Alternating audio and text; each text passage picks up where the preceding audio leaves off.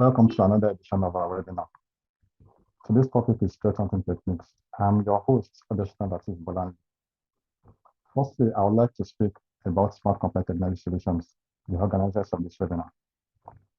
The Smart Complier provides convenient access to a comprehensive suite of compliance standards, including PCI DSS, ISO 27001, NDPR, ISO 22301, SOC 2 Type 1 and 2. Additionally, this app provides the following key features: continuous monitoring of infrastructures, and promptly reports any security lapses within the infrastructure setup.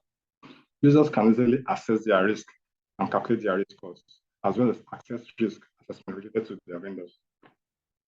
Vulnerability scanning. The platform conducts thorough vulnerability scans and penetration tests, including PCI scans and user infrastructure, to identify and report vulnerabilities and cyber threats in a timely manner. Smart Compliance Continuous Monitoring Service scans for a wide range of vulnerabilities and provides recommendations for cybersecurity measures.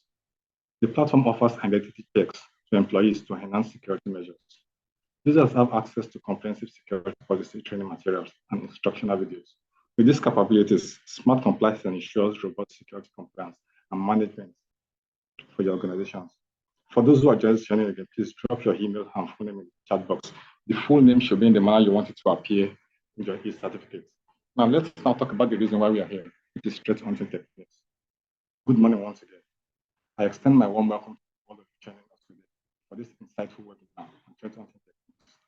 In today's digitally connected world, where cyber threats are ever evolving and becoming more sophisticated, it is crucial for organizations to stay one step ahead. That's precisely what threat hunting is all about: proactively seeking out and neutralizing potential threats before they can cause harm.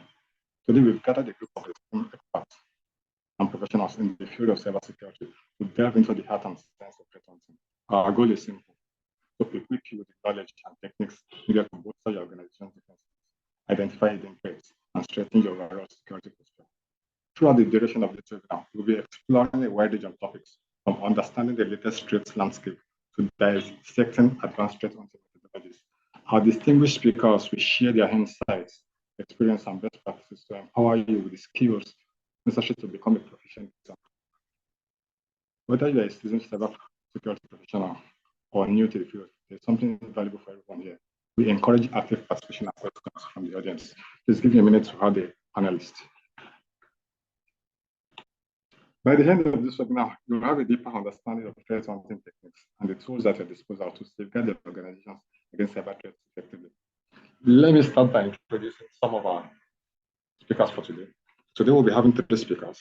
We have Mr. Chibueze, who is a cybersecurity lead at New Africa FinTech. We also have Opeyemi Ajakaye-maku, Governance, Risk Management, and Compliance Officer at Smart Comply Limited. And lastly, we have Dr. Olumide Okubadejo, the CEO of Tangents. Before I ask the speaker to speak, I will also try to talk about SOC for those who are here with us. We have different types of SOC. SOC simply means Security Operations Center. It's a critical component of cybersecurity that helps organizations protect their information systems and data from various security threats. There are different types of SOCs, each with its own focus and function. Here's a brief explanation of some different types of SOCs in cybersecurity. Let me talk about the SOC 1 and SOC 2. SOC 1 mainly focuses on financial reporting controls. I won't go much into details. I'll let the speakers delve into what it is. SOC 2 talks about the service criteria. We also have SOC 3, which is almost similar to SOC 2. Then we have SOC for cybersecurity, which is what cybersecurity risk management. SOC for cybersecurity assesses an organization's cybersecurity risk management program. It evaluates how well an organization identifies, manages, and mitigates cybersecurity risk. Each type of SOC serves a specific purpose and addresses different aspects of cybersecurity. Each type of SOC serves a specific purpose and addresses different aspects of cybersecurity. The choice of SOC type depends on an organization's needs, industry, and compliance requirements. Many organizations may combine multiple SOC types to create a comprehensive cybersecurity strategy. But for the purpose of this webinar, the SOC we'll be talking about is the threat hunting SOC. It focuses on proactive threat hunting. Threat hunting SOC specializes in actively searching for signs of advanced threats within an organization's network. They employ advanced techniques to identify and neutralize threats may have evaded traditional security measures. Now, how to access SOC on the smart complier app. To utilize your app SOC feature, seamless integration with our environment is essential for ongoing monitoring. Our automated scan functionality offers regular vulnerability updates across various aspects, including network operations, documentation lifecycle, vulnerability management, IAM, system health, and security monitoring. Additionally, our vulnerability management module conducts scans on your IPs, identify open, closed, and filtered ports. For an elevated level of security, consider subscribing to our continuous monitoring service powered by our trusted partner. So without further ado, let's embark on this journey of discovery and arm ourselves with knowledge and skills, to stay ahead in the ongoing battle against cyber adversaries. Okay, so let me introduce Mr. Charles to you.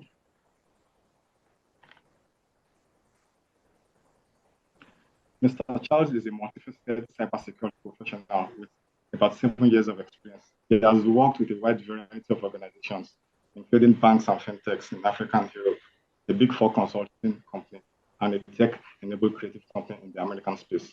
His journey has encompassed a diverse range of challenges, allowing him to navigate the intricacies of penetration testing, governance risk and compliance, data privacy, application security, security operations center management, and cloud security. His deep understanding of both offensive and defensive strategies has empowered him to identify vulnerabilities and devise comprehensive solutions that fortify organizations against cyber threats. Beyond his technical prowess, he is a thought leader in the cybersecurity community, recognized for his ability to articulate complex concepts with clarity and conviction. Through mentorship programs and public speaking engagements, he has dedicated himself to promoting cybersecurity awareness and empowering others to navigate the digital realm securely. He is an author on Udemy and has published valuable articles on platforms like ISC Magazine, Medium, CSNP, and LinkedIn. He's going to speak about challenges and pitfalls in proactive threat hunting. So, Mr. Charles, are you good to go now? Yes, I'm good. So let me stop sharing my screen so you can share your screen. Thanks for joining us. Great. Thank you very much. Good morning, everyone.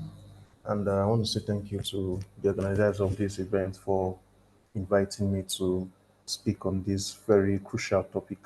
My name is Charles Chibueze, and I'm going to be speaking about challenges and pitfalls in proactive threat hunting. I'm going to run through the slides quickly. So what is threat hunting? Threat hunting is a proactive cybersecurity practice. What that means is you don't have to wait for something to happen. You know, you are already doing something before something happens, or you are doing something to prevent something from happening. And it involves searching for signs of, malicious activities or security threats within an organization's network or systems. You are not leaving your already installed tools like your SIEM, your EDR, XDR, and the likes of that to carry the burden of monitoring, detection, and response alone. You are also involved in carrying out manual detection and try your best to respond as fast as possible. And this is important because relying on traditional security measures is very insufficient. There are some events, some activities, some attacks that can just sneak through the radar undetected by the radar of your traditional security tools. And so that's why you need to use threat hunting to complement traditional security monitoring so that you can identify and mitigate threats before they can cause significant damage. So we're going to look at the various techniques, the various challenges and pitfalls associated with proactive threat hunting. What's threat hunting to start with? It's a continuous and an iterative process. There's no process, no schedule to threat hunting. It's something that you do when you suspect something is wrong, all right, and also when you feel like there is something going on that nobody knows about within your network. So that's why you need to carry out threat hunting, just like the name implies, threat hunting. Okay, now imagine somebody going into the forest and you're trying to, or the jungle, you're trying to hunt for game, maybe an antelope, a deer, whatever animal it may be. You don't just stay one place and expect the game to come to you. You go to the game, you scour the forest, you set traps, you move around, and as you're moving around, you are also careful of your surroundings so that you don't, um, fall into traps yourself. But in the context of security monitoring, you're careful not to tamper with any configuration that has been set before now. So that's basically what threat hunting is. And then when you see threats, you take care of them immediately. It involves collecting data, pulling data from various sources, could be from logs, majorly logs, right? And it could be indicators of compromise, using scripts to pull data on certain indicators of compromise that you have collected before your hunting begins. When you collect the data, you analyze it, and then you give your hypothesis. Hypothesis is simply uh, guessing the verdict of something based on the information you have and best efforts. All right. And then when you give your hypothesis based on what you have, data fueled hypothesis, and then you triage the threat to see whether it's something you need to respond to right now or something that the other teams involved can respond to at a later time, but of course um, within SLAs. So with threat hunting, you uncover hidden threats. Like I said before, there are some threats that could evade automated detection. So with threat hunting, you uncover them, you find them out. I'll give an example. Um, Scenes, for example, as a scene has rules that you set for correlation. So if somebody is trying to brute force a system, the scene will pick it up. All right. But what if somebody was trying to turn off uh, logs for a particular system? All right. But what if you see traffic from one segment to another segment, and these two segments are not meant to be communicating with each other? Okay. So that these are part of the things you uncover during threat hunting, because sometimes um, anomalous activities usually come in form of genuine activities. Okay. So you see somebody logging in, the login is okay, but who is this person logging in? Uh, you see an ID that belongs to someone in operations department logging into a server that belongs to finance department. Okay, it seems genuine because the ID belongs to the organization, the account belongs to the organization, the server belongs to the organization. So it's an inter-organization activity. However, why is this person logging into this server? So these are things you uncover during threat hunting. So a difference between traditional security measures and threat hunting is that traditional measures they rely on rules that you have defined ahead of time or signatures. For example, SNOT signatures. Um, there are also repositories that have signatures that you can infuse into your monitoring systems. Okay, but for threat hunting, it's proactive and it's data driven, and that is one of the reasons why.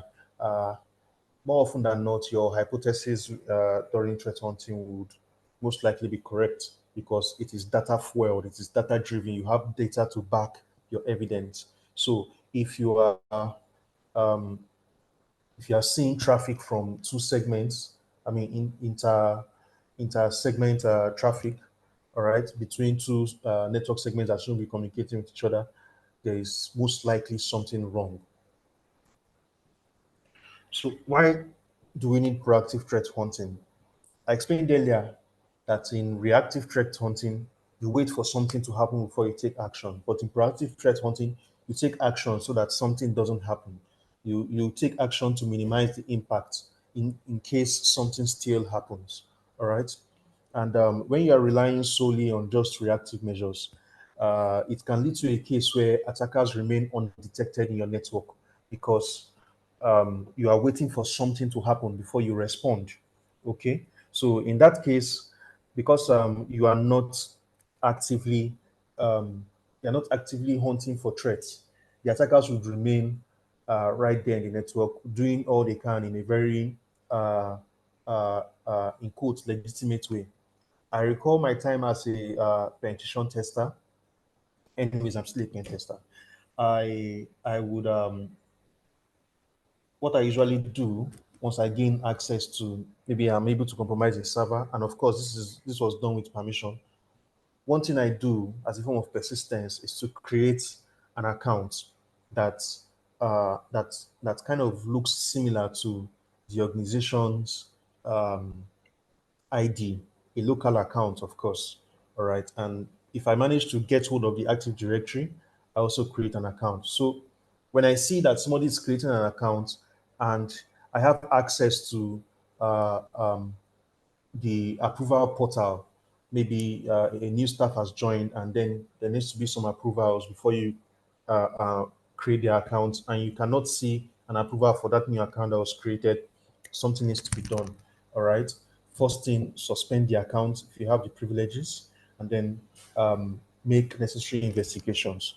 And it doesn't really cost so much because sometimes these accounts are created before the employee resumes, or right on the first day of their first day at work. Okay, so a little downtime may not really hurt, but that could go a long way to save the organization from a lot of attacks and all of that. So when you're able to detect threats early through proactive threat hunting, you can prevent breaches and other cybersecurity. You can prevent breaches from other, breaches and other cybersecurity incidents, other cybersecurity attacks. And that's because you are proactively hunting for threats, and you are doing this to ensure that you detect these incidents early in the life cycle so you can nip them in the bud. And what are the benefits of proactive threat hunting? Early threat detection. You are able to uncover these threats early enough, and by doing this, by taking care of them early in their life cycle, you are able to uh, minimize the impact of these threats should they ever crystallize. Then improve incident response. When you are responding to incidents that you have or to threats rather that you have detected early, the team would be able to respond to them on time, and then with their lessons learned, they can um, devise means of even preventing this kind of threats from probably appearing in the network. All right. So it improves the incident response process, the procedures, and the team generally. And then it reduces dwell time. Dwell time is the amount of time an attacker can stay your network undetected before they are discovered. So because you are actively looking for attackers in your network, you will most likely see, um, you know, pointers that something is happening that is currently evading the traditional tools that you have in your network. What are the key elements of threat hunting? We have data collection. As I mentioned before, you are pulling data from various sources. You are pulling logs, pulling information, most times working based on IOCs. You're analyzing this data. There are some tools that we call log analyzers. All right. There are some you may be able to get for free, or you could probably build yours, something in Python or maybe Bash script that uh, uses majorly a grep kind of function to filter, and with the filtered results, you can do some sort of manual correlation and be able to um, determine what is going on in the network. So when you analyze the data, you generate your hypothesis. And remember, your hypothesis should not be based on just pure guessing, but it should be based off of the data that you have in hand. Your hypothesis and the data should have a very strong relationship. All right. And then you triage the threat to see if it's a high severity threat, a critical severity threat, or a medium or low severity threat. And the categorization of these threats based on severity will determine speed of response so that you can manage your resources effectively. Let's look at threat hunting techniques. There are different types of techniques. We have signature based, where you already have maybe you've seen something before and now you create a rule based on that signature. A signature rather, a rule based on that activity, and you automate the discovery of future activities. Then there's behavior based, which is like a deviation from normal activities. All right. So when you notice a deviation from normal activities, then you can be able to spot it, investigate it, and confirm if it's a threat or not. Then we have threat indicator analysis. This one deals more with indicators of compromise. Indicators of compromise are simply signs that a breach has most likely happened in your environment. So, for example, if a breach happened in a particular organization, and then you're able to extract indicators of compromise like the IP address of the attacker, the URL that victims were um, communicating with, file hashes of the malware. When you get these indicators of compromise and try to run a scan in your network to see if you are recording any hits, it's there's a very high probability that that same activity could be going on in your network and you need to take action immediately. Anomaly detection is just similar to behavior-based detection, something that does not look right. Why is somebody in finance logging into IT server? You know, why is the CEO logging into the payroll server and things like that? And last on the list, we have threat intelligence integration. This one is very popular because it just helps you to automate a lot of things. But however, it gives you advantage only for threats that have already been discovered. Then you are still left with the responsibility to discover threats that are not yet known out there in the public. What are some common challenges in threat hunting? Number one would be the data overload. You see, there's a lot of data to deal with, and because digital activity is increasing day after day after day, so there's a lot of data to deal with. You have a lot of logs to deal with, a lot of information to deal with, a lot of logs to analyze, and because of that, the analyst can become overloaded and could fail to give a very accurate hypothesis or verdict because the data that they have is too much to consume. Second on the list, we have a skill gap. Um, Currently, we do not have so many threat hunters, and I think it's because of the scarcity of the role, and that's majorly because it would be probably an MSSP that will need a threat hunter, and then very large organizations that have a budget to hire a dedicated threat hunter. So as a result, the skills gap is very wide, and sometimes you have to make do with either outsourcing to an MSSP or trying to train upcoming threat hunters. As with common detection tools, there's a very high probability that you record a lot of false positives. Back to my example of intercommunication between two segments that are not meant to communicate. You could see that activity and then say, hey, something is wrong. Maybe somebody has managed to gain access to a computer on the other LAN, on the other network, and they are trying to carry out nefarious activities. However, what if it was the IT guy who, enabled the rule between the two networks to probably carry out some form of activity because they are probably in the same room, but they are logically divided, and it was difficult to gain access to the other network. So what if they were trying to do that? All right. So there are a lot of false positives that you could get during threat hunting. So it's left to you to fine tune the results and be able to detect what is a true positive and a true negative. Of course, false positives always waste resources. Okay. And then we have resource constraints. Um, Threat hunters sometimes may not be provided with all the tools that they need for their job. Okay. Some have had to make do with open source tools.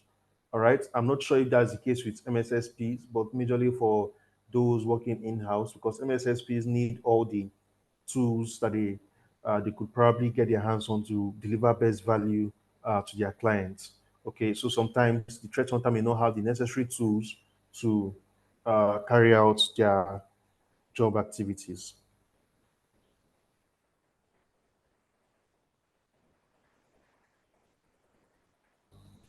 So let's see best practices for proactive threat hunting. Just give me a minute.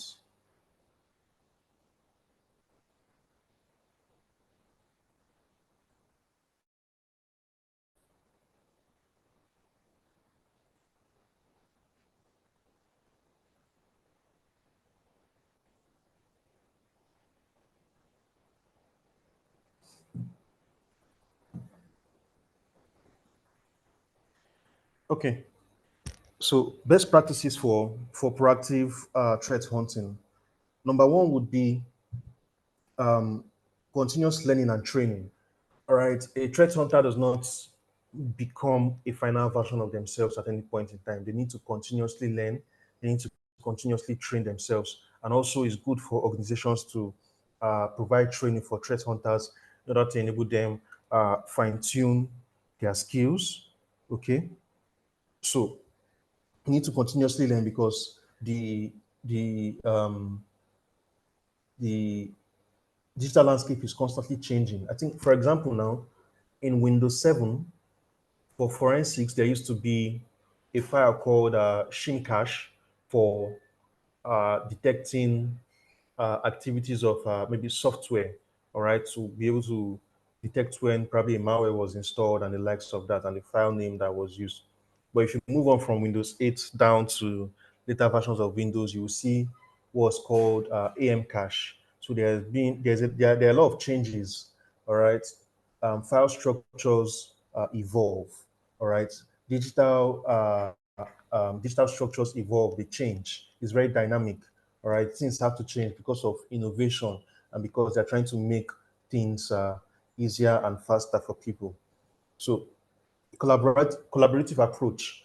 Threat hunters should not work in isolation. So, they will need to involve other teams, especially the sysadmin and the security team. Okay, so we need to work hand in hand with these following teams to ensure that when threats are detected, they are taken care of, all right, and processes and procedures are created to ensure that these threats are mitigated and the impact is managed very well. So you also need to use advanced tools. Use advanced tools to carry out your threat hunting uh, um, exercises. All right. Open source tools are good. Yes. It's also good for the threat hunter to have some maybe coding skills, scripting skills that you can use to carry out some search and all of that. But um, using advanced tools would save you time. I would also help to compensate for some skills that some threat hunters do not have. And then regular reporting and metrics. Regular reporting would help to keep management involved in the process because the ultimate aim of threat hunting is to prevent um, a, uh, an incident from crystallizing. Okay, so use metrics. So, for example, number of threats found, the dwell time, and the likes of that. So, when you see that dwell time is constantly reducing, it means your threat hunting uh, exercise or threat hunting practice is becoming a lot more effective. Before I wrap up, I want to talk about pitfalls in proactive threat hunting. So I apologize, there is an error on my slide here. So the pitfalls, my one there is overconfidence. All right, so I will just be saying this off of my head and not from the slide because I think these two have common content. I apologize for that error. So um, number one would be overconfidence. Okay, overconfidence can lead to overlooking threats or to prematurely dismissing potential indicators. So, because we are confident that we cannot have ransomware in our environment, so a file that has scripts is probably a file that has been quarantined. All right. So, do not be overconfident, but investigate every single hit that you get on your screen. And then lack of formal processes. All right. So without defined processes, threat hunting efforts, may lack direction and consistency. Everybody's just doing it the way that they like. Everyone is just doing it the way they feel that they can. Someone else comes in, they bring in a different approach. But what if you have standard operating procedures to ensure that your threat hunting process is streamlined to ensure that it gives you best value and the best results. And then another thing would be inadequate tools and technology. So basically what I discussed in the how to, what's that again, best practices, okay? So use of, not having the inadequate tools. So outdated or insufficient tools can hinder threat hunting effectiveness. A lot of people are using outdated tools and probably don't want to change because they feel they've spent a lot for it. Well, if you have the budget, you should get more tools, all right, that would help you and make life easier for the threat hunter and for you as an organization. And last on this list would be the failure to collaborate. So I've seen a lot of threat hunters working in silos, all right, working in isolation. You cannot do everything alone. You would need help from different departments, like the IT department, the sysadmin, network security, and security as a whole. All right. And even sometimes you might need help from legal, from compliance, and from other departments. So try your very best to collaborate with our security teams and share threat intelligence to ensure that you have a good threat hunting practice in your organization.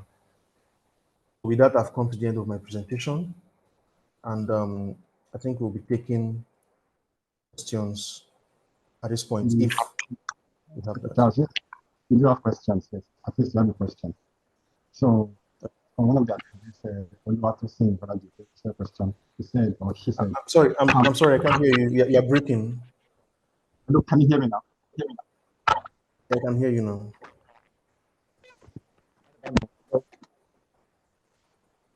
Can you hear me now? Yes, I can hear you. Okay. So Olumide Okubadejo sent a question. He said, can proactive threat hunting be likened to penetration testing?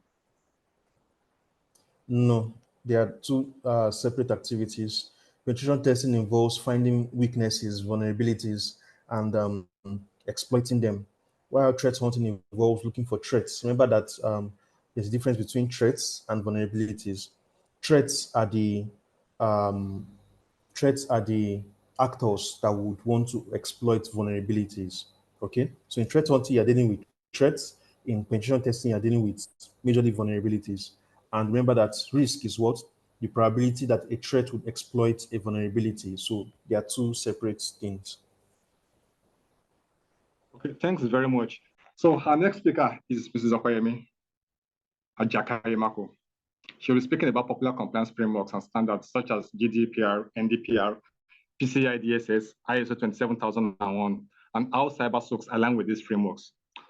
Opeyemi is a highly skilled lawyer and cybersecurity compliance analyst with extensive expertise in regulatory requirements, data governance, policies, standards, security controls, and frameworks such as ISO 27001, BCMS, PCI DSS, NDPR, and GDPR. Our background encompasses a diverse range of experiences, enabling her to provide comprehensive solutions that meet both legally and cybersecurity compliance needs. Throughout her career, she has successfully developed information security policies, guidelines, and procedures that not only align with industry best practices, but also legally enforceable, backed by disciplinary actions when necessary. She has gained practical experience working on various cybersecurity projects, including threat intelligence, cloud security, cybersecurity, training and awareness, incident response, IT governance, risk and compliance, and penetration testing. Through this engagement, she has honed her skills in identifying and mitigating vulnerabilities, ensuring organizations remain resilient in the face of evolving cyber threats. She has successfully managed compliance projects in ISO 27001, PCI DSS, and NDPR, enabling organizations to achieve and maintain compliance with these stringent standards. Our approach involves meticulous attention to detail, thorough assessment, and implementation of tailored strategies to meet specific compliance requirements. Like I said, she's going to speak about popular compliance frameworks and standards such as GDPR, NDPR, PCI DSS, ISO 27001, and how CyberSOCs align with these frameworks. So, Mrs. Opeyemi, are you ready to present to us? Hello, Bola. Yes, please. So, you can go ahead. Okay, allow me to share my screen. So kindly let me know. Please, give me a minute. So please, if you have any question for Mrs. Opeyemi, you can drop it in the Q&A section. And for all our participants, please, You can drop your email and your username in the chat box for your certificate. Thanks. So, Mrs. Opeyemi, go on. Okay, please, can you see my screen now? Yes, we can, yes. Okay, great. Good morning, everyone, or good afternoon, people, anywhere you are.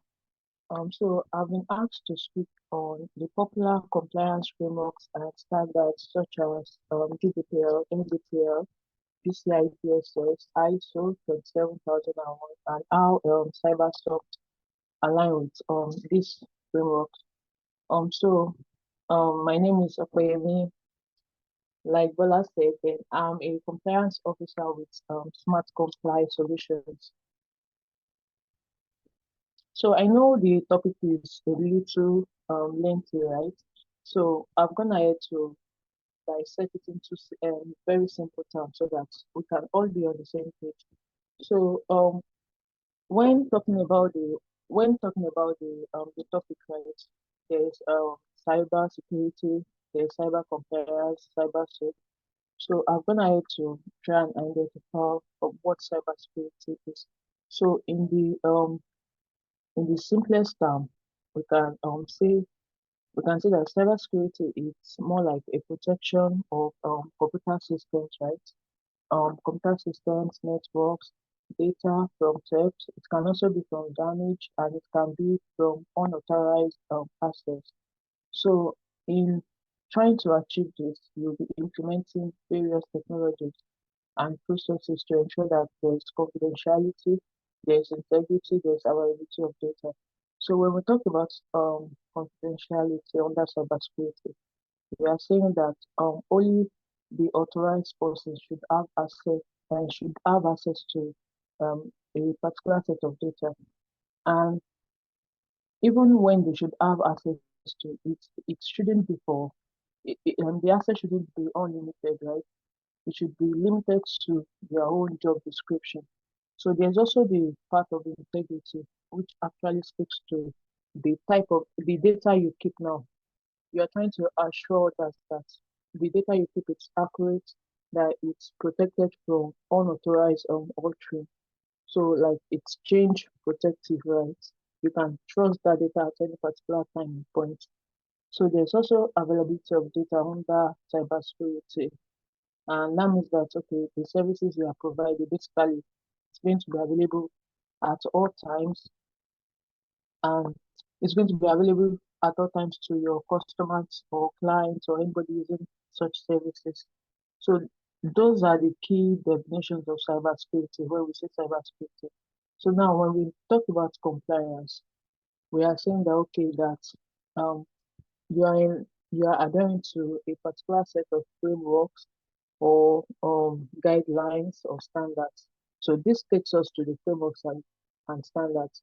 So the frameworks of focus in today's webinar is we are going to talk about the ISO 27001, the PCI DSS. We are going to talk about GDPR, NDPR, and perhaps SOC 2.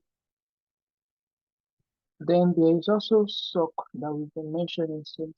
So the host try to differentiate between the various meaning of SOC in cybersecurity, right? It's so weird that just one word could have like 2, 3 different meaning in the same field. So that was the necessity for him to define it. So the SOC we'll be talking about here. It's on the Security Operations Center, right? It's not the standard, the required standard of framework that is popularly known as SOC 2. Or of course, SOC 2 is going to fall under frameworks and standards. Okay, so okay, before I go to this slide, so generally speaking, what we are trying to do now is to check these standards and see their requirements based on SOC operations, like what did these SOC centers, what do they do that is related to all the standards. Okay, so what is the importance of cybersecurity compliance? Generally, if you are in compliance with these frameworks, then the organization is going to have competitive advantage over others. So it's just more like putting yourself um in the simplest term now, like okay, you want to do business, somebody has a leverage than the other person offering the same services. Of course, you're going to go for the one who has more, right?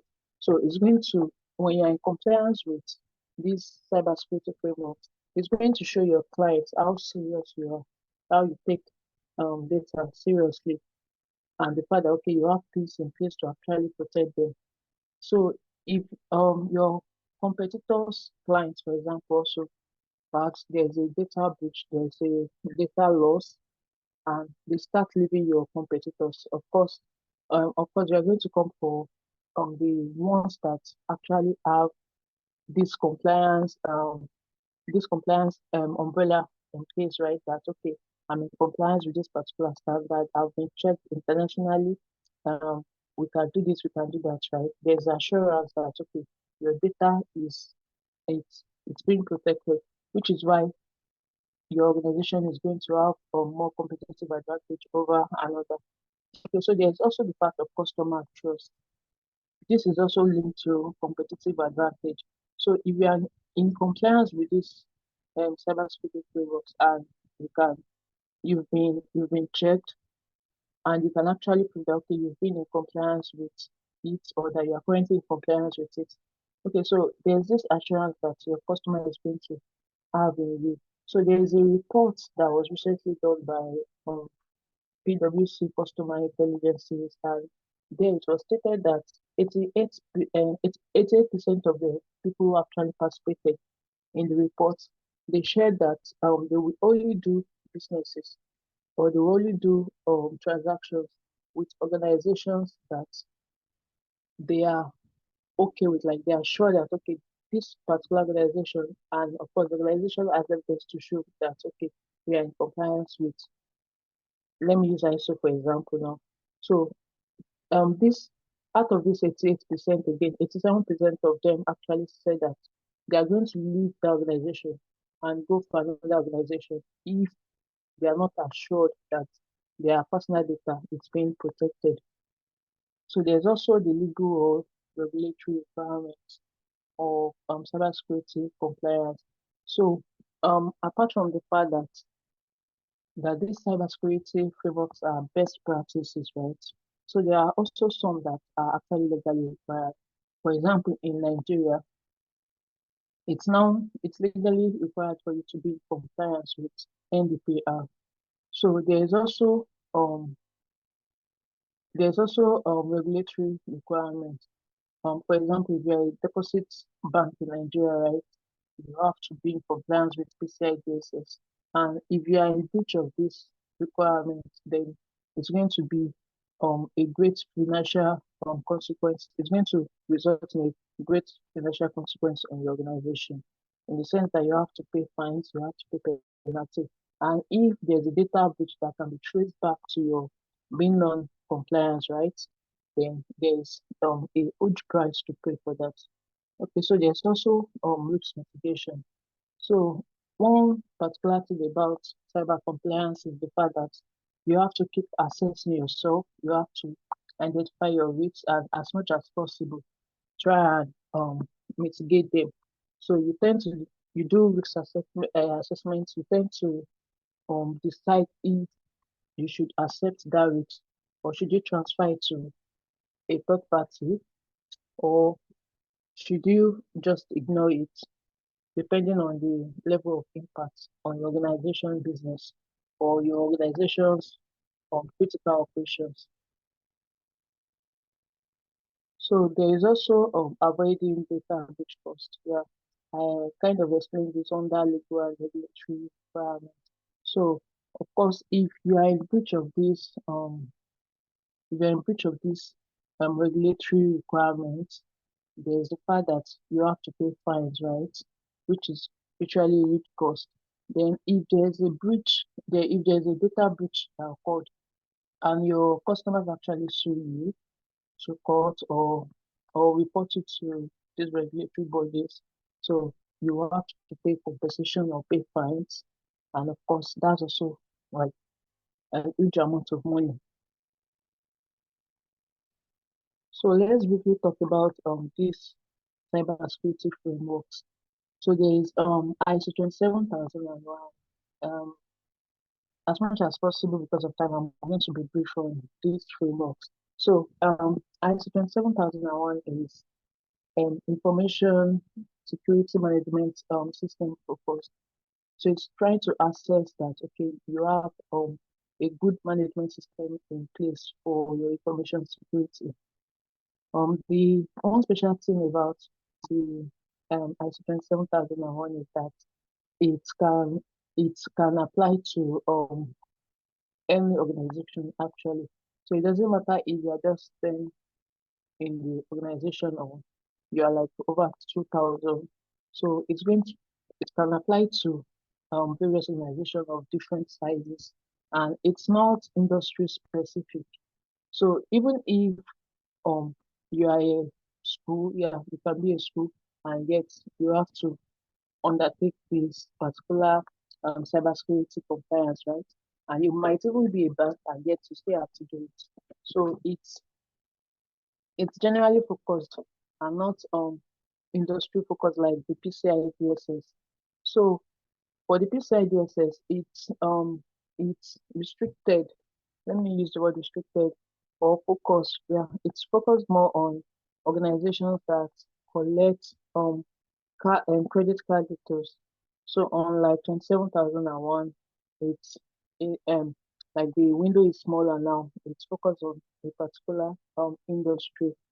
So there's also the NDPR.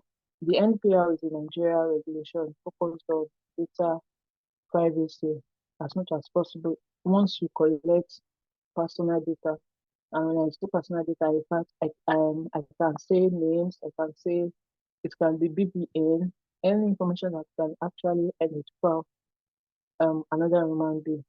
It can also be photographs. A lot of things fall under there. So you are also required to be in compliance with that particular standard. So there's also SOC 2. SOC 2 now, when I say SOC 2 now, I'm not referring to security operation centers. I'm referring to service organization control. And it's created by the American Institute of Certified Public Accountants. That's the AICPS. So this particular standard is focused on third-party assurance of data protection. Like you're trying to say that, okay, you have some things in place, and definitely if another business is going to trust you and do business with you, then whatever information, whatever data that the organization is trying to protect, then it's also protected within your own organization. So there's also the GDPR, which is um it's also data privacy focused and applicable within the EU. So now to the business of the day. So remember, we are trying to align how stock operations, how it aligns with being in compliance with cybersecurity frameworks.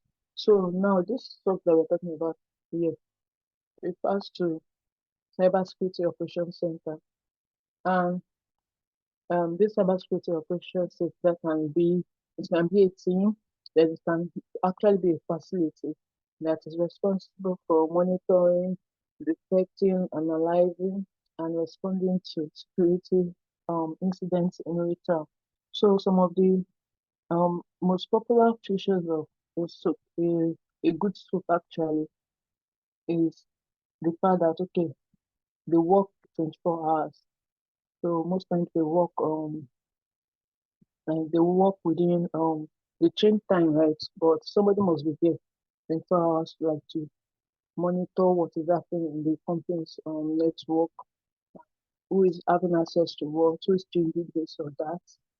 So also another common feature to them is that they are all qualified professionals.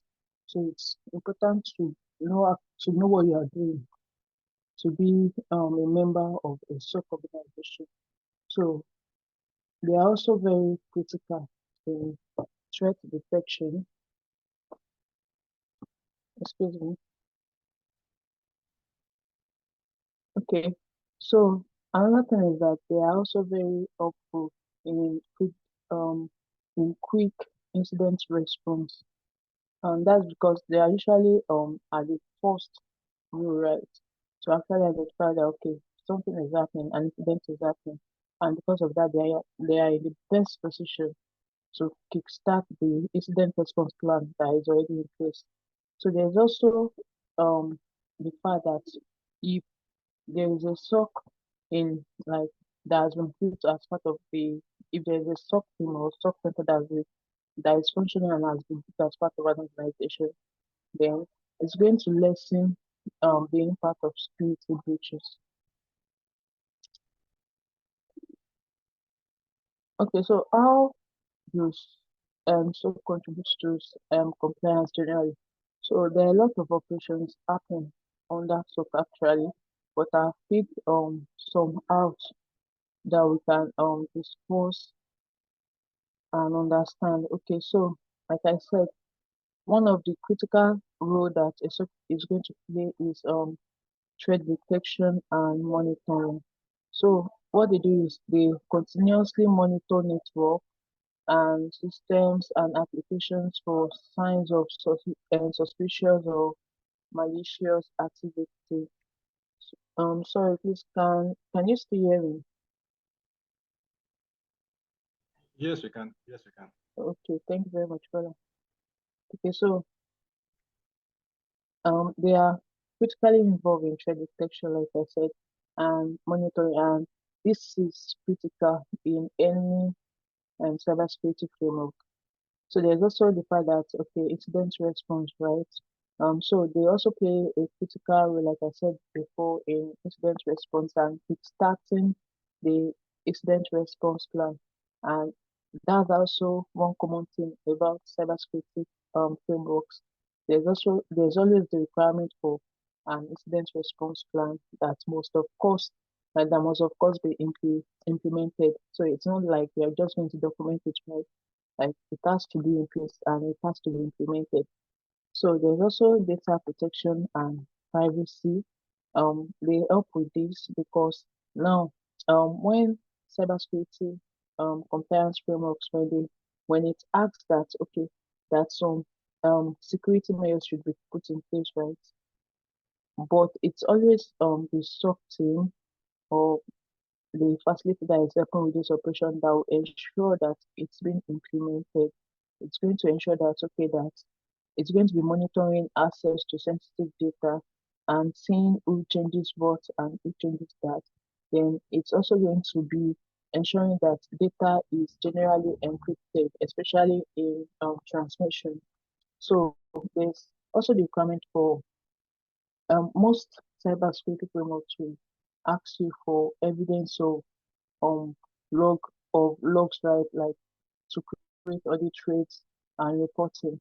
So SOC teams actually, and based on what they do, they of course they deal with a lot of data and they keep proper data. So they are critical in managing logs and even keeping such logs and ensuring that it's available at any time it's needed to the necessary regulatory bodies or any stakeholder that is requesting for such information. So there's also vulnerability management. And when I say vulnerability management, they are going to help identify, they are going to help address vulnerabilities that is ongoing in any organization IT infrastructure.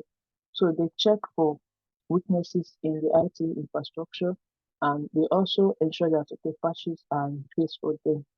So this also is a requirement in most, if not all, cybersecurity framework because that's one of the things it's trying to protect, right? So there's also access control. So yes, you might have an access control plan in place, but the SOC they are important in guiding that particular um in implementing that particular plan, right? So they are going to make sure that the necessary persons have access to what they should have access to. They are going to ensure that there is strong authentication layers. Then they are going to also ensure that they can revoke access of employees who already left the company. So that's just few of the things that a SOC operation can do. Okay, so now let's talk about the frameworks now, and again try and align them to the importance of having a SOC, right? Okay, so because of time, of course, I won't be able to talk on all the cybersecurity frameworks. So I've chosen to speak on. I'm going to talk on the ISO 27001, and I'm choosing this because, like I said, um, it's applicable to all organizations, right? It doesn't depend. It doesn't matter the size of the organization, whether small, whether big.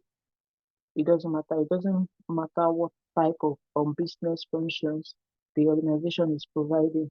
So that's my main reason of choosing ISO 27001. So for ISO 27001, there are 10 clauses and um, annexes, right? Under annexes. So the annex and the controls in annexes, they are placed there to help you to ensure that you're in compliance with the 10 clauses now.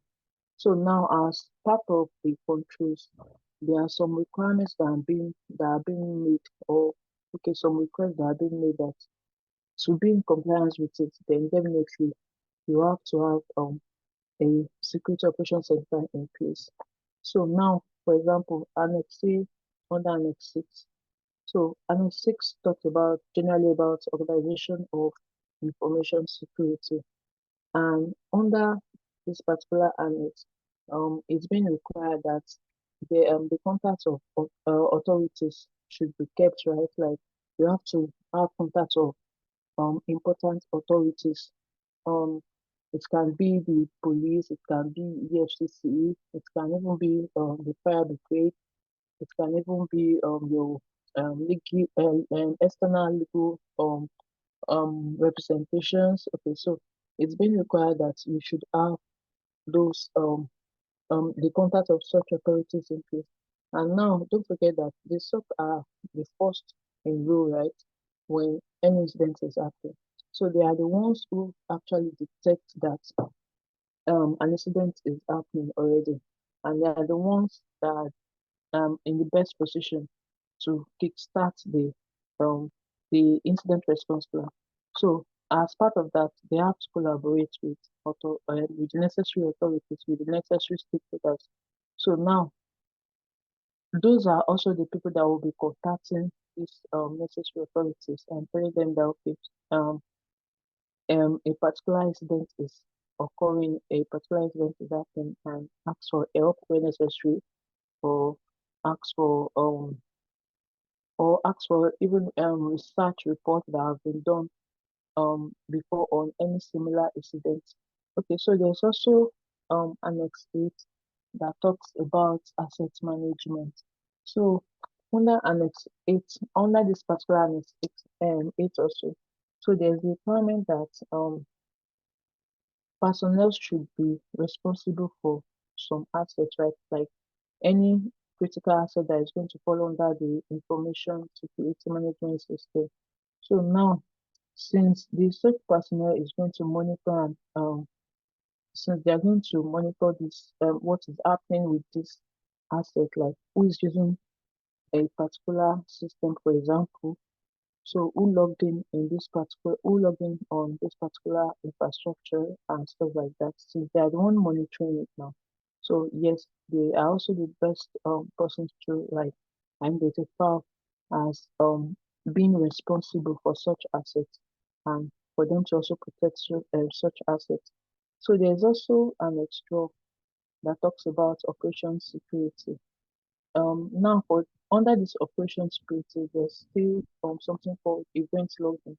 So ISO 20, for you to be in compliance with ISO 27001, you have to you have to give evidence, right, to the auditor that is going to assess you that, okay, you keep event logs, and who is at the best position to give you that, if not the SOC personnel or the facility that monitors everything that is happening within the organization.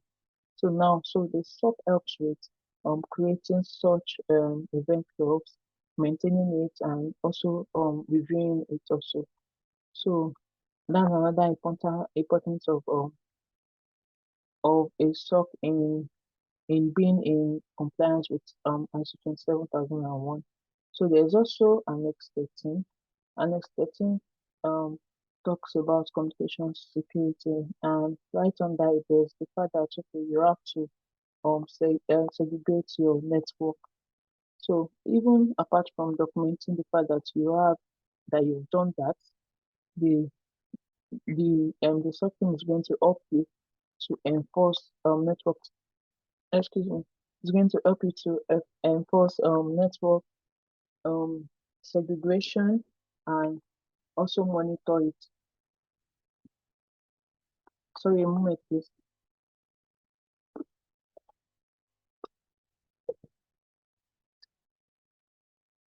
Okay. So there's also Annex 16 that talks about information security, incident management. So under this, they are supposed to be like you are supposed to check for information security weaknesses, security event weaknesses, and vulnerabilities generally actually. So which of course, like I said before, are rules that are performed by the SOC team. So there's also compliance. And under compliance, you have to protect the records that you have, and also you have to ensure that, okay, that um such records are being disposed when it's time for them based on your retention plan, retention policy. When it's time for them to dispose of them, that is being done properly. So this is also again one of the functions of a SOC center. So now in general, the SOC is going to help you. So in general, this framework is asking you to have evidence in place to show for these things, right? And of course, this is what is so good on a day-to-day activity, right? Okay, so again, I'm not going to speak about PCI DSS. Now, I'm choosing PCI DSS mainly because of the fact that now it's industry required. It's specific to a particular industry, like ISO that is general, just to emphasize the fact that you need a security operations center. So for this now, if you are collecting card data, credit card details in one way or the other, so you are required to be in compliance with PCI DSS. So now, the PCI DSS has like 12 requirements, and I've emphasized on these three requirements that also requires that, okay, that from the provisions of the requirements, you have to have a certain place to provide for things that you're going to show to be in compliance with the with the with this PCI DSS. So requirement 10 talks about tracking and monitoring access. And again, like we've been saying, right, a security operations center, the SOC facility is going to help you track and monitor access in whatever is going to track all access now to network resources and card order data. So this is what we've been saying since, right? Okay, so requirements level also requires that you have to regularly test security systems and processes. And of course, again, this is what the SOC team is for. So it requires that you have to conduct vulnerability assessment, pen test, other security tests actually to ensure the effectiveness of security in your organization. And again, these are things the SOC team can help you with. So now for requirement 12. Requirement 12 is actually a very broad requirement that speaks to all other 11 requirements. So it's It's demanding that you have to maintain a policy that addresses information security for all personnel. So now, this is talking about records, right? It's talking about policy that addresses information security, like I said, for all personnel. Then it's also requesting that whatever you have in place to protect the the system now, your company system, the company's IT infrastructure, whatever you have in place to protect it, it has to be documented. So now the incident response plan, it has to align with the responsibility of a SOC response of a SOC personnel responsibility set. Okay, so now if you don't have that, how do you prove compliance with requirement 12? So there's going to be a gap there. So again, okay, I explained this already.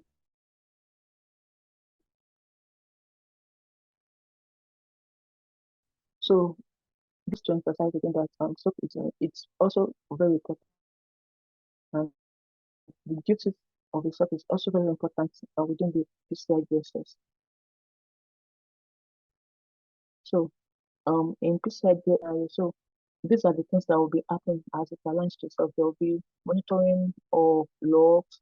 There will be intrusion detection prevention system that will be used by the SOC team.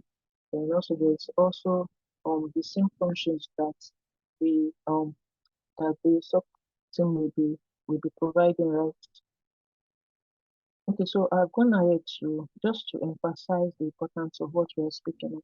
So I've gone ahead to get some data that applies to the topic we are speaking on. So here are some facts about cybersecurity compliance and being in compliance with this framework and protecting your information, your ISMS generally. So there's the fact that the global average cost of a data breach in 2020, just this year, was like $4.45 million, and that it's 15% more than what it was in 2020. So, in response to this, also, 51% of organizations they plan to increase cybersecurity spending this year. So, this source is from IBM Cost of Data Breach Report that was released this year. So this is just emphasizing the fact that okay, you have to spend more to protect your like you have to be able to invest more in protecting your organization, right? And you have to invest more in compliance. Okay, so there's also the fact that there will be 50% reduction in cyber risks if compliance controls are implemented. So this research is from the Global Cyber Alliance, also from this year. So now, what have we been saying? So you have to invest in your cybersecurity compliance generally, right? Then at the same time, you also have to invest in having a security operations center that is going to carry out all those functions that we've been emphasizing on since morning. Okay, so what is the way forward? What can you do? Yes, like I said, you have to invest in your cybersecurity compliance and your invest in establishing a functional security operations center. So another good thing is that at Smart Comply, um the platform provides both rights in a single platform. So in a single bucket now and on a single platform, you can actually have access to both cybersecurity compliance of different frameworks and also at the same time have a functional security operations center. Thank you very much. So I don't know if there are questions. Thank you, Opeyemi. Thanks, it was very insightful. You spent way behind the time. But you have questions. So, Mr. Charles, you should be ready to. You have a question. Though you answered it, but we want to hear your voice on the question. So, I'll start with Opeyemi's questions first. So, I think the first question is from Olushola. He said, what are some of the consequences attached to being non-compliant with global standards like PCI DSS and ISO 27001? Should I come again, Opey? Sorry, I was muted. Okay. Sorry. Can Should you I come go? again? Yes. What are Yes. some of the consequences attached to being non-compliant with global standards like PCI DSS and ISO 27001? Okay. So let me go back here so that you can also follow me.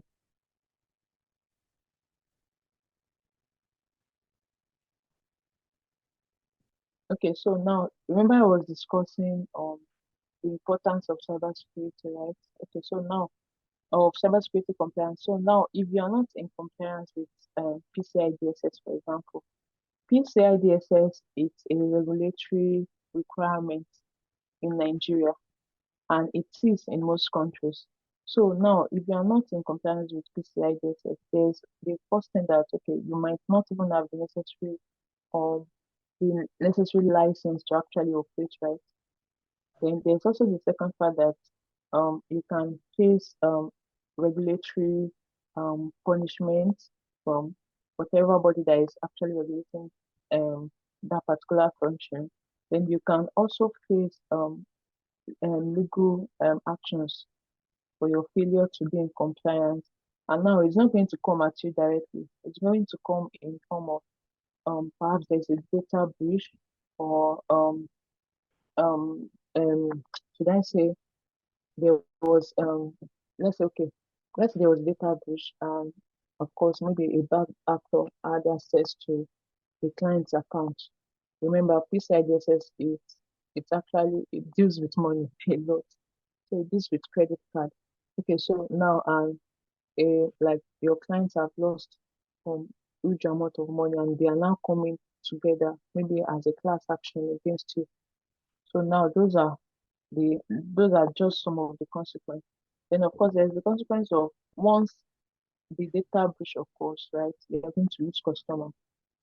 They're going to lose your customers trust, and of course, so they are going to leave it for your competitors. So I don't know if that answers the question. Okay. I think that answers it. Thanks, Mr. Okwe. You still have questions, but before we go to the next question, please, for the attendees, you are supposed to drop your questions in the Q&A section, while you are supposed to drop your email and your full name in the chat box. Your questions in the Q&A section, while your email and your full name in the chat box. So I've seen your question, Lukman and SBT. I'll attend to your question, but let's take the second question from Mrs. Opeyemi from Ogenemaru. How do I determine the compliance frameworks my organizations needs? Are there compulsory ones that every organization, regardless of industry, needs? Okay, so that would depend on where your organization is. That's the first thing to actually ask. Then again, if you approach cybersecurity compliance companies like Smart Comply app, they can actually help you figure out which you should go for first. Okay, so now if you're in Nigeria, I'm going to start with the NDPL. That is necessary for you, right? And now if you are in the fintech industry or you collect credit card details, then PCI DSS it's also compulsory for you. Then now if you are going into the international space, ISO is compulsory for you. If you are going to deal with clients that have they might have branches in other countries, or you even want to like go out there and find a space in the international space, right? Then you have to do ISO. So now the NDPR is data privacy focused. The PCI DSS is credit card details focused. It's particular to fintech. Then ISO 27001 is general. So I hope that answers that. Okay. Thanks, Ms. Opeyemi. So we still have questions from some more people, SBT and Lukman. For SBT, how can we conveniently ascertain that companies are adhering to the PCI DSS framework? Okay. I think the first way you can actually do that is you can do that from their website. So if they are taking your card details, there's a place where you are going to make payments or even input your card details. And it doesn't matter if you are, for example, you are buying something from Jumia and when you want to pay, of course, maybe it's going to link you up with Flutterwave So it doesn't matter if another organization is going to come in, even at the point of payment. So the first thing to look out for is the website. Trust me, if they are PCI DSS compliant, then it's going to be stated there because it's something to actually brag about. Then another thing is if you're actually dealing with these people, if you are doing business with them, just throw it on the table. It's not something they will have to lie that they have when they don't have it. So they'll tell you if they have it or they don't have it. So, Mr. Sakwe, thanks very much. There are still some questions in the Q&A section. You can also go through them and answer the questions, maybe because we are pressed for time now. Dr. Olumide is the founder and CEO of Agents and has worked and consulted for top companies around the globe, such as Andela, Spotify, Audionamics, Berkeley, I hope I called that correctly, amongst others. With a doctorate in artificial intelligence, he has made it his mission to teach young minds about the use of advanced technologies, as well as help SMEs, governments, organizations tackle economic and societal problems by leveraging AI. He's going to be speaking on securing the future, emerging technologies in proactive threat hunting. Dr. Olumide, are you ready to present? Yes, I'm ready to present. Okay, you can go ahead, sir.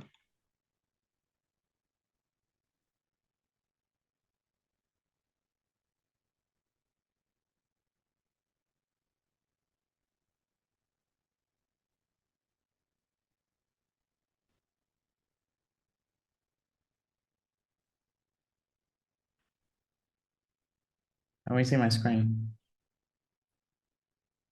Yes, you can, yes. Okay, perfect. So my name is Olumide Okubadejo, and we're talking about securing the future, emerging technologies. Unfortunately, I'll be a bit biased, so I'll be talking mostly about how AI can help us to secure the future. I'll be talking hypothetically and also concretely. And yeah, hopefully we can gain one or two things. Yeah, so we're talking about proactive threat hunting here, which is, we want to know, we want to take care of the threat before it evolves into something catastrophic, maybe a security incident. Maybe we want to take care of all the leaks in our system, all the threats in our system before we have to start explaining to SEC if you're a financial organization, or you have to start explaining to your customers, why there has been a leak in the system, or there's been an incident in the system that has maybe compromised their data, compromised the entire system, compromised their money. And so proactive threat hunting is here, already being done. And my take or submission throughout the entire presentation will be, how can we take this to the next level? What is the future going to be like, in the sense of how are we going to manage and work with evolving threats? I think one of the most interesting things about cybersecurity and threats is that it is always evolving. So the antivirus, in a sense, to use that example that worked last year, isn't going to work this year because the threat actors have evolved. They have learned something new. And when we discuss this topic, when we discuss things around threats, around a field like this that is evolving rapidly, it will always be my submission that the ways to combat it has to evolve rapidly. The ways to combat it has to also evolve at pace with the way that threats are evolving. So if someone if someone has learned a new way to gain access to your system, the people that are guarding the system, or the software that's guarding the system, has to learn new ways to neutralize threats that it has not seen before. And that is a very hard thing to do. And that is why this is important. So we need to be proactive. Organizations need to identify and neutralize threats before they become full-blown breaches. We also need to start thinking about how to guard against future threats. There's something I talk about in the future. I say right now we're talking about hacks, and we're talking about credit card data was taken or my money disappeared. That has happened to me before. But the kind of things we're talking about in the future is, oh, I sent kidnapping of the future would not be people standing on the road with guns. It will most likely be people just hacking into your self-driving car, into a self-driving car, and just rerouting it to a different destination. And so we need to be prepared for threats like that. We need to evolve also as the technology is evolving, and start to think about what to do, how to do it, what technologies to leverage on. So think about the presentation more as a thought piece, and yeah, hopefully we're able to come to a conclusion on what to do. So what is proactive threat hunting? I think I've gone through it. It's a systematic process where you want to actively look for signs of malicious activity within the network or within the system. You want to detect threats before they can cause harm. There's something we say in AI. There's an AI algorithm called the bias theorem, which is around we're trying a probabilistic approach to determining whether something is viable or not. And so we can think about it in the likeness of proactive threat hunting, where we're thinking about, oh, this is a potential malicious activity, but we don't want it to become a full-blown breach before we detect it. So one of the critical components for proactive threat hunting is early identification. There's gaps identification, early detection, gaps identification, and continual improvement. This is the bit I think we miss a bit of. There's the continuous feedback loop, where data from the security system is piped back into your security into your secure layer or into your detection system, to be able to improve itself. And right now it's a manual process, I think, and we need to get into the phase where it's no longer a manual process; it's more automatic. What are the current tools that we use? We have automated system, of course, that are, they are known to catch threats rather than identifying new complex attack vectors. I have a couple of friends who, have studied how to manipulate systems. That's what they spend their life doing, and every moment they're trying to simulate new complex attack vectors in order to protect the system from these attack vectors. And we don't know, what the combination of attack vectors will be next year. We don't know what combination of attack vectors will be 2 years ago, in 2 years' time. We used to think about brute force hacking as, the way to go is, okay, somebody has to go through the entire combination of numbers to be able to detect your password, but not anymore. I've seen people work AIs that are able to say, let's say you have a 12-digit password, and they're able to somehow, guess at least 8 of it. Like, these are the 8 numbers that are particular to this person. From the way a person acts, like a person behaves, there's a particular numbers that they love. And when I think about myself, when I probably want to have a numeric password, there are some numbers that I don't even know that I love them, but I just love them. And somehow those numbers would definitely find their way unconsciously find their way into my password or that numeric password. And these are the kind of things that people are using, pattern recognition AI to sort of simulate new attack vectors. And we need to be able to guard against that, which current systems are not particularly good at. But they also have the human element. When hunting adds a human analytical layer to the system defenses. People have to go in and start to look for it. I think in Spotify, Google, Netflix, there's always this, oh, check our systems. If there's a threat, tell us, would give you some money. There's that human element to analytically trying to break down the system's defenses. And that is what we have right now. There are many methodologies to doing that. There's a hypothesis-driven approach to doing that. You have to create educated assumptions about potential threats. I think the earlier speaker was talking about, creating an account that was similar to the company account. In a sense, there's a hypothesis-driven approach, trying to narrow down through guesses, what are the potential attack entry points. You have a data-driven approach, which is leveraging big data analytics to identify patterns. That is not very,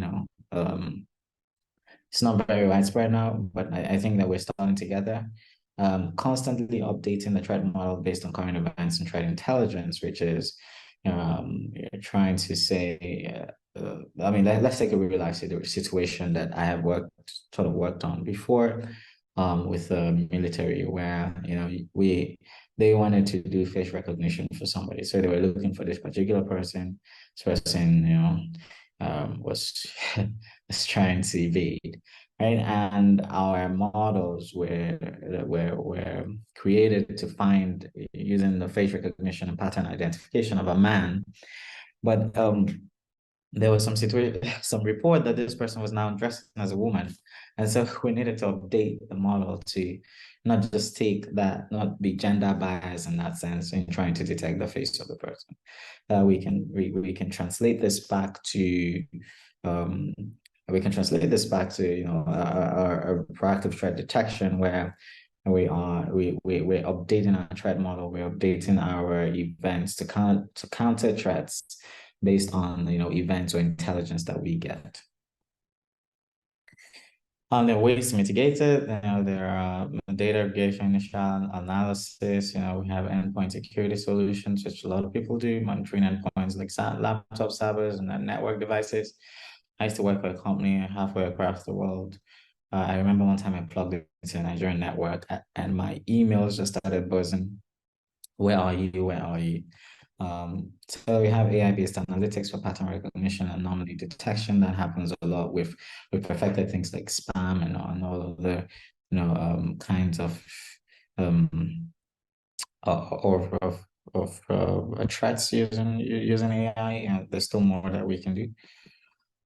What are the traditional methods? We have firewalls, we have antivirus. I don't even think that we still do antivirus nowadays. I think people use Windows still do. Intrusion detection systems, monitor networks for suspicious activities. That happens a lot.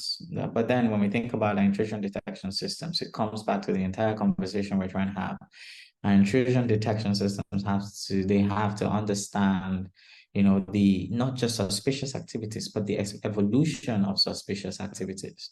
You think about it in terms of recognizing a person, right? If you had a friend this year and your friend, was this had a particular behavior, next year you expect that your friend is going to there's going to be a slight change in behavior. But in mathematics, we say that we expect that the delta between the behavior this year and the behavior last year isn't particularly large.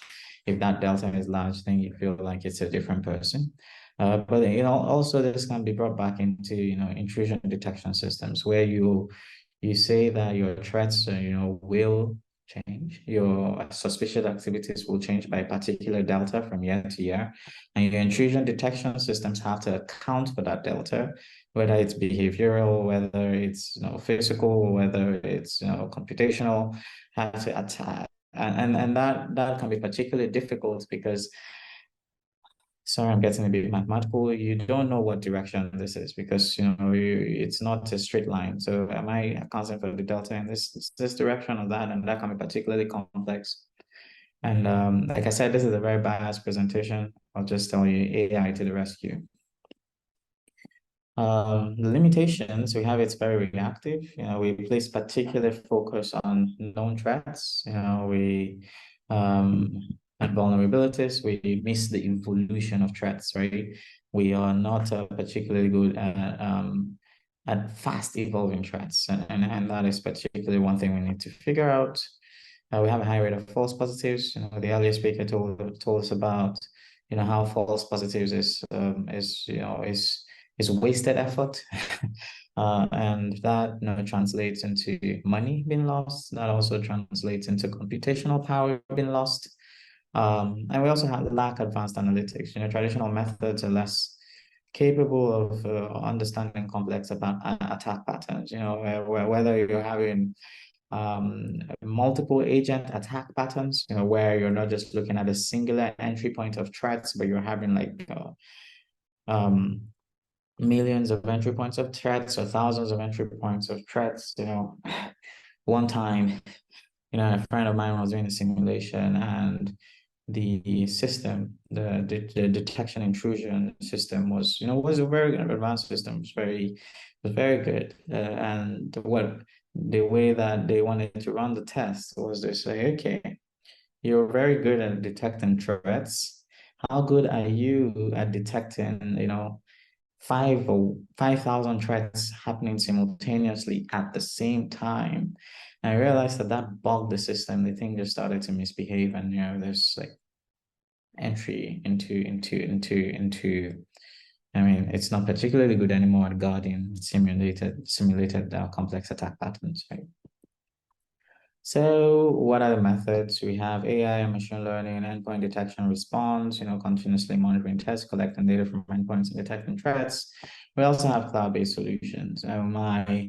My proposition in the end, it's not just one of these things, but a combination of this, where we have endpoint detection, but we have an evolution through the use of AI and machine learning, and that can also exist on the cloud. Case studies. Now, before I go into case studies, these are basically stories. Some of them are being used in companies right now. I have avoided putting any company name there. But I know that for a presentation like this, stories are very important for us to be able to catch the drift of what a future might be, or how the threat versus tool landscape is evolving. So story time. So a fintech company, financial technology firm, is faced with rising incidents of fraudulent transactions. It's costing them millions yearly. I mean, we can go and read the history of PayPal. They lost a lot of money to fraudulent transactions. PayPal, eBay. And this particular company implemented a machine learning model that was trained on years of transaction data to predict and identify potentially fraudulent activities. And one of the things about this particular solution is that it's not just leveraging the data for your own company, it's also trying to aggregate data from other companies and trying to build an end-to-end threat detection framework, that is also able to evolve with the threat landscape. In maths, we say that it's trying to simulate the latent space of fraudulent activities. Now, what that means is that in the end, what you have is very adaptable to new threats, provided that the delta is insignificantly large. And what that means is that you have a system. For someone to break into your system, they really have to think outside of the box, really outside of the box, to be able to get hold of the system, because it's a system that also evolves. Outcome: within a year, fintech corps saw a 40% reduction in fraudulent transactions, saving millions, increasing customer trust. Please, if you use any of my ideas here, don't forget to give me equity. Health Guard. A health provider needs to secure sensitive patient information against data breaches and unauthorized access. And they used AI algorithms that monitor data access patterns, flag unusual behavior. Organization implemented real-time detection and automated response systems. And this is something I think that is very important. Not only are we looking at the pattern of analyzing threats, but we're also using AI to communicate the impact of threats, and also communicate, the existence or non-existence of these threats in the end. The system identified three internal and several external threats in the first 6 months, preventing potential data breaches and ensuring HIPAA compliance, which is very, very, very big in the healthcare sector. When Google wanted to get into healthcare, they couldn't for many years because they just couldn't show that they could be HIPAA compliant, and this is one thing that I feel companies have used it. Companies are doing this in the UK. Google is using this already. So this is a potential way by which AI can help us in the evolution of threats into healthcare data. EduSecure, educational security provider, needs help to protect networks of multiple schools and universities from malware and phishing attacks. The company adopted a machine learning-based endpoint detection response system that continually adapted to threats. And schools reported a 60% decrease in malware incidents, and the system successfully thwarted several zero-day attacks. And this is very good. Confession, I have hacked a school system before, and in a sense, I wasn't doing anything malicious, but this in a sense helps. I did have a friend who was I think it was we would move from paper exams to online exams, and it was too lazy to read, and then he decided that he would just hack the system, and he put a malware on the system that was assigning him a score between 70 and 100, a random score, so it's not the same between 70 and 100 for every exam that he took, given his matric number matched. How do we detect such attacks? No, this guy got away with a couple of A's first. So how do we detect such attacks, and how do we work with it? Yeah, Retail Max. It's a large commercial platform for account takeovers, and credit card fraud rates. So someone just wakes up and then your Amazon account is no longer your own; it's not theirs. They have access to all your cards.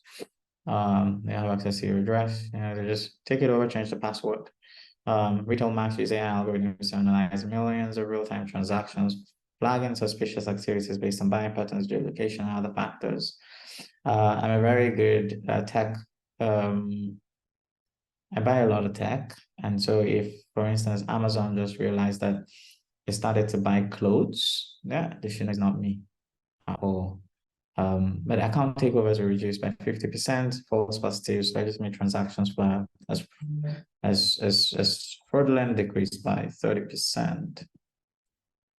GovShield. So if you're in government and you want to know what to do or how to use AI for this, government organizations protect critical infrastructure from cyber espionage and attacks. I don't know if anybody knew about the Nigerian Intelligence Agency, which is a Nigerian version of the CIA. They had mistakenly exposed the name of their agents online.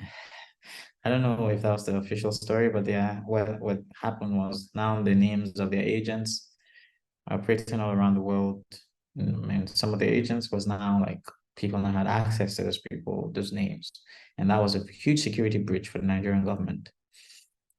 So how can we guard against things like that? Deploying a suite of AI-driven tools that detect potential threats, autonomously help to respond to them, adapting defense mechanisms. And this is where I think there's a lot of research, there's a lot of money to be made in the future, not just in detecting threats, but actually adapting our defense mechanisms in real time to work with those threats. And I would send my conclusions in the end about what I think we must build for the future, what it is that we must do for the future to be able to build systems like this. The government managed to identify and neutralize several advanced persistent threats, safeguarding critical national infrastructure. Right? So AutoShield is a manufacturer of smart vehicles. We talked about that. It was concerned about potential vulnerabilities in their car software, which will be exploited for malicious purposes. Very funny. I traveled to Lagos 2 days ago. It was a fly out kind of session. I'd flown in the morning for a couple of meetings. I was supposed to fly back to Abuja, and I parked my car at the airport, and my car refused to me, and I had to take an Uber and just leave the car there because it can be a vulnerability. Somebody can take over my car just like that, because cars are no longer mechanical devices. Cars are now more electrical than they are, or electronic than they are mechanical devices. They're now exposed to they're now exposed to threats, and we can start to implement machine learning based intrusion detection system within the vehicle software to identify and thwart unauthorized attempts at controlling car functions. Very soon, cars are going to be cars are already being remotely controlled. And this is something I think that has to happen, or is already happening. I think within places like Tesla too, this is something that they have invested a significant amount of money in AutoShield, has not recorded any successful cyber attacks on its smart vehicles, bolstering the market reputation and customer trust. MediaVault, a digital company faced with ongoing issues with unauthorized access leaks of unreleased content. MediaVault implemented an AI behavioral analytics software to monitor employee and external access to sensitive directories, swiftly identifying anomalous behavior. And they were able to prevent the leaks. I have been in somewhere in this sense during my master's. Everybody in my master's class was weird. Well, everybody was on scholarship doing AI. I was in 2013, and there's people who wrote more code than English. And one time it was Friday, and we had an exam on Monday, and people were saying that they couldn't.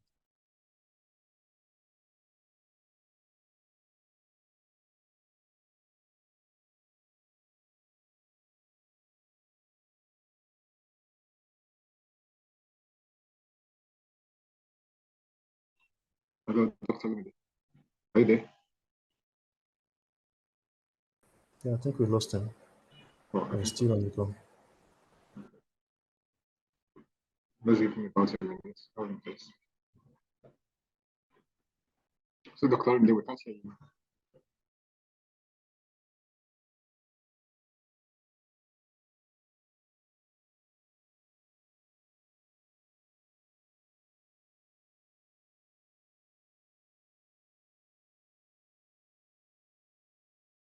So I think we lost Dr. Olumide.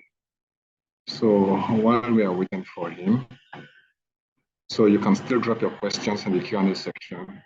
And for those not just joining us, you can drop your email and your full name in the chat box. Okay, Mr. Tomley, you're back. Yeah, sorry. Okay, you can go on. Yeah, apparently NEPA took late. Give me a sec.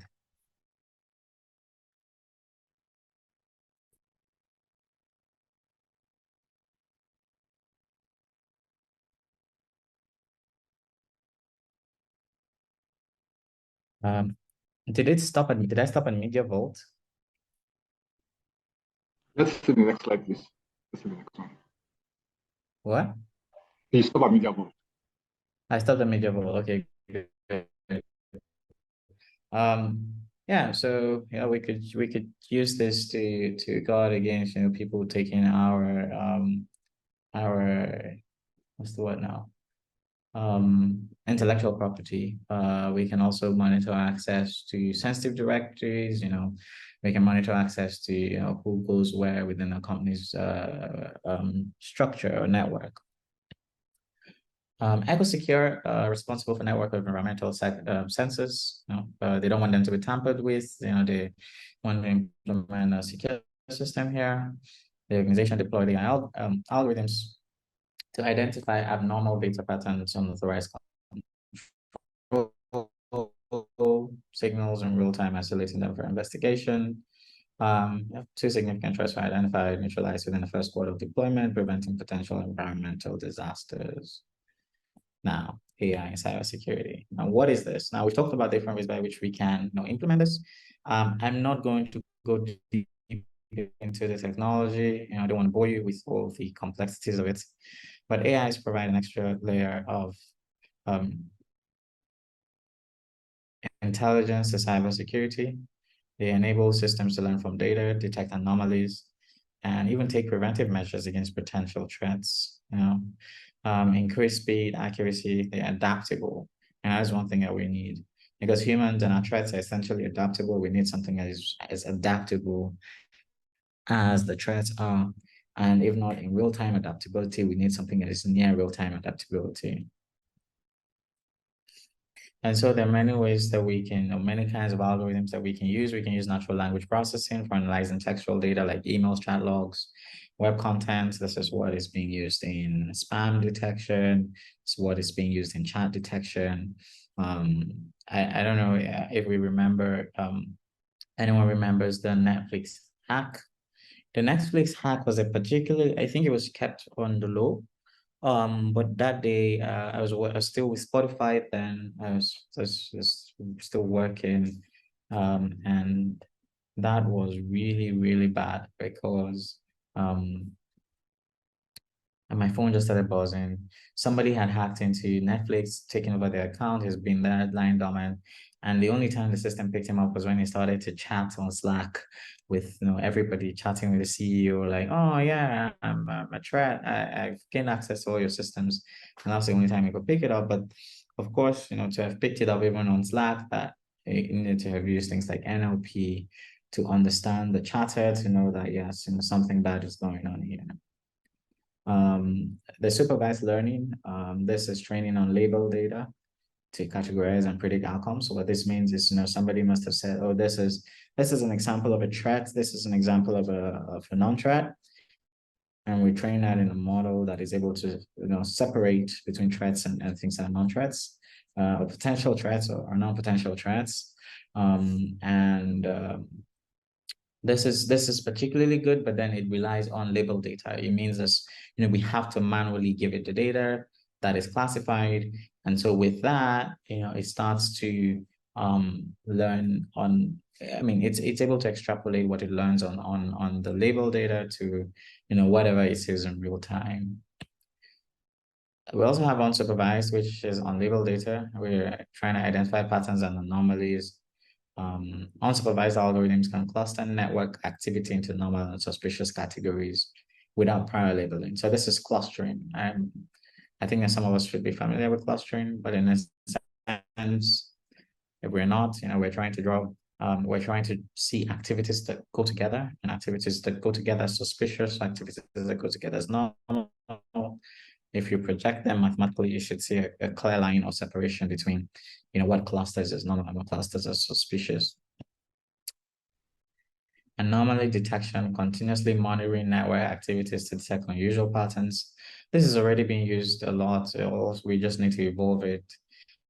This is also being used in car. When your car tells you that you need to change the oil, it's an anomaly detection algorithm that is running on your car.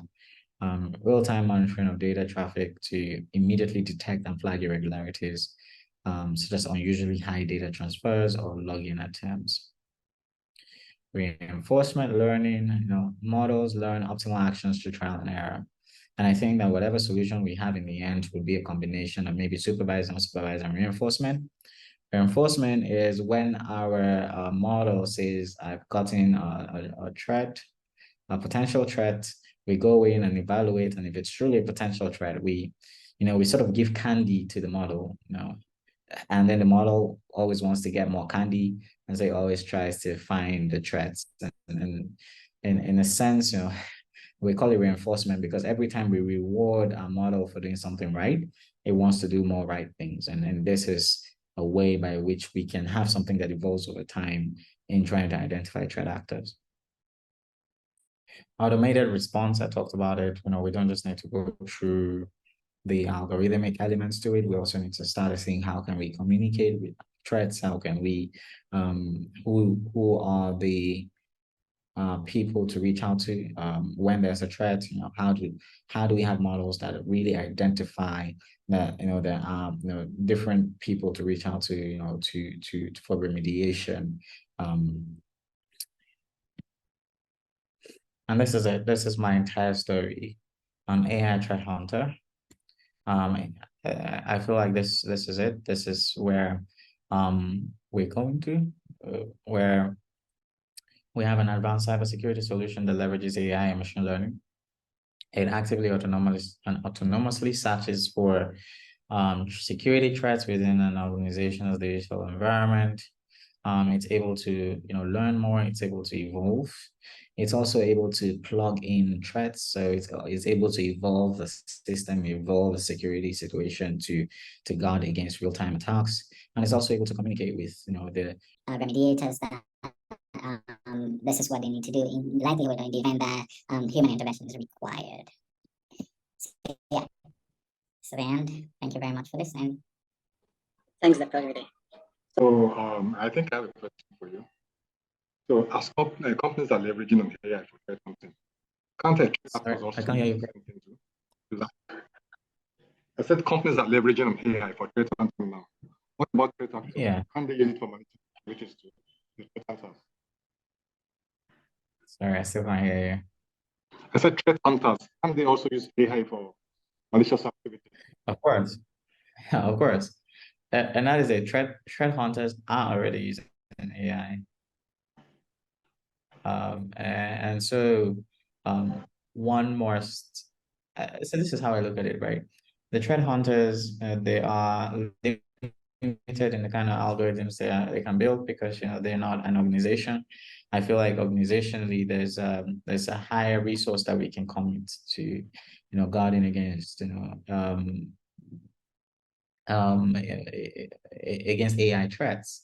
But of course, yeah, we already have that. That is already happening. And so we also now need to build AI systems, or because I mean, we can't do it with the traditional methods. If, you know, 12, for in the example of 12, let's say you have 12 characters on your password, in the event that that is not, you know, that does not suffice anymore, because, you know, AI threat actors can now, you know, simulate 8 of it, you know, based on behavioral activities they know about your life, you know, then we need to evolve our systems to know that, you know, just because somebody has, you know, that kind of password, or, you know, that, you know, something is wrong, or we can even introduce behavioral analysis to it, in a way that, you know, that combines location, that also combines, you know, how many times persons put the password, you know, what the sequence of events, you know, a lot of things. But yeah, threat actors are using AI, and so it is incumbent on organizations to find a way to get out of the traditional methods and start to evolve themselves into you know, trying to use that to counter the offensive by the threat actors. Thanks very much, Dr. Olumide. That was very educative. Thank you very much for joining us today. Yeah. So, ladies and gentlemen, as we complete this journey through the realm of threat hunting techniques, I want to express my heartfelt gratitude to all our distinguished speakers, panelists, and most importantly, to each and every one of you joined us today. Our collective pursuit of knowledge and expertise in cybersecurity is ongoing endeavor. And today's insightful insight has undoubtedly equipped us with valuable tools to confront the ever-evolving threat landscape. Remember, threat hunting is not just a task, it's a mindset and unwavering commitment to protecting our global digital dreams from those who seek to exploit vulnerabilities. Armed with the knowledge being there today, we have the power to strengthen our organization, safeguard our data, and ensure a more secure digital future. I encourage you all to stay curious, stay vigilant, and continue to explore the frontiers of cybersecurity. Collaboration and knowledge sharing are our most potent weapons against cyber adversaries. If you have further questions, or if you'd like to delve deeper into the topics discussed today, please don't hesitate to reach out to any of our experts or explore the resources we've made available. Thank you once again for your participation and dedication to the cause of cybersecurity. Together we can make cyberspace a safer place for all. Stay safe, stay secure, and stay informed. Until we meet again, thanks everyone.